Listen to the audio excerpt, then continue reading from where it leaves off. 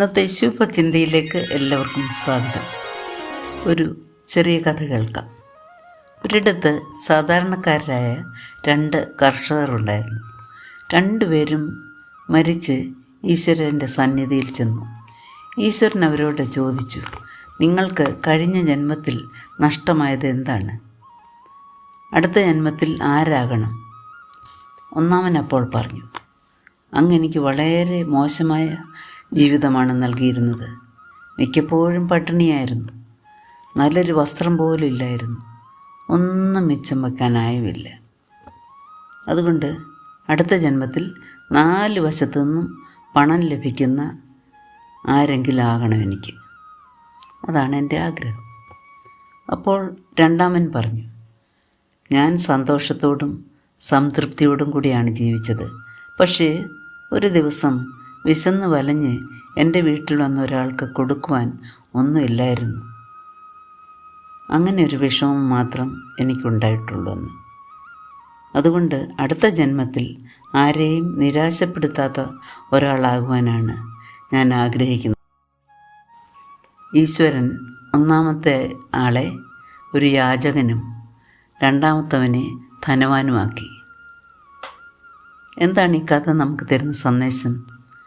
എല്ലാം ഉണ്ടായിരുന്നിട്ടും ഒന്നുമില്ലാത്തവരെ പോലെ ജീവിക്കുന്നവരും ഒന്നുമില്ലായിരുന്നിട്ടും എല്ലാം ഉള്ളവരെ പോലെ സംതൃപ്തിയോടെ ജീവിക്കുന്നവരുണ്ട് ഈ ലോകത്തിൽ. ഒന്നുമില്ലാത്തവരുടെ ദാരിദ്ര്യത്തെക്കാൾ പരിതാപകരം എല്ലാം ഉള്ളവരുടെ ദാരിദ്ര്യമാണ്. അധികം ഒന്നുമില്ലായിരുന്നിട്ടും ഉള്ളത് കൊണ്ട് അവയുടെ ഔചിത്യത്തിൽ ഉപയോഗിക്കുന്നവരാണ് ജീവിതം ആഘോഷമാക്കുന്നത്. പരിമിതികൾക്കുള്ളിൽ നിന്നുകൊണ്ട് ആണ് എല്ലാ പരോപകാര പ്രവൃത്തികളും ആരംഭിക്കുന്നത്. ഓരോരുത്തർക്കും ജീവിക്കാൻ ആവശ്യമുള്ളത് ആയവയ്ക്ക് പരിമിതിയുണ്ട്. അതിനപ്പുറത്തേക്ക് ശേഖരിക്കുന്നതെല്ലാം ഉപയോഗശൂന്യമാകുകയുള്ളൂ. മണിമാളികളിലിരുന്ന് ദാരിദ്ര്യം പറയുന്നവരുടെ പത്തായപ്പരുകളൊന്ന് പരിശോധിച്ചാൽ ഉപയോഗിക്കാതെ നശിപ്പിക്കുന്ന അമൂല്യ വസ്തുക്കളുടെ ശേഖരം കാണാം. എന്തും സ്വന്തമാക്കണമെന്ന മനോഭാവം ഉള്ളവരെല്ലാം യാചകരാണ്. അവർ മറ്റാർക്കൊന്നും നൽകി ശീലിച്ചിട്ടില്ല. പണം സമ്പാദിക്കാൻ മാത്രം സമയം മാറ്റിവെച്ച് ജീവിതം യാചക വേഷത്തിൽ തന്നെ അവർ അവസാനിപ്പിക്കും. ആവശ്യക്കാർക്ക് എന്ത് നൽകാനുള്ള മനോഭാവം ഉള്ളവരാണ് യഥാർത്ഥത്തിൽ സമ്പന്നർ. മാർ ക്രിസോസ്റ്റം പറയുന്നു, സമ്പത്ത് സൂക്ഷിച്ചു വയ്ക്കാൻ പറ്റിയ ഇടം വിധവയുടെ മടിയും വിശക്കുന്നവൻ്റെ വയറുമാണെന്ന്. സമ്പത്ത് സൽപ്രവൃത്തിക്കായി മാറ്റിവെന്നവനാണ് യഥാർത്ഥത്തിൽ സമ്പന്നൻ.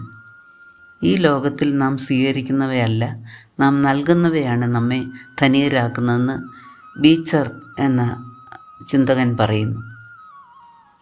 പുഴുവും തുരുമ്പും കെടുക്കുകയും കള്ളന്മാർ തുറന്നു മോഷ്ടിക്കുകയും ചെയ്യുന്ന ഈ ഭൂമിയിൽ നിക്ഷേപം സ്വരൂപിക്കാതെ സ്വർഗത്തിൽ നിക്ഷേപം സ്വരൂപിക്കുവാൻ യേശുക്രിസ്തു നമ്മെ ഉപദേശിക്കുന്നു.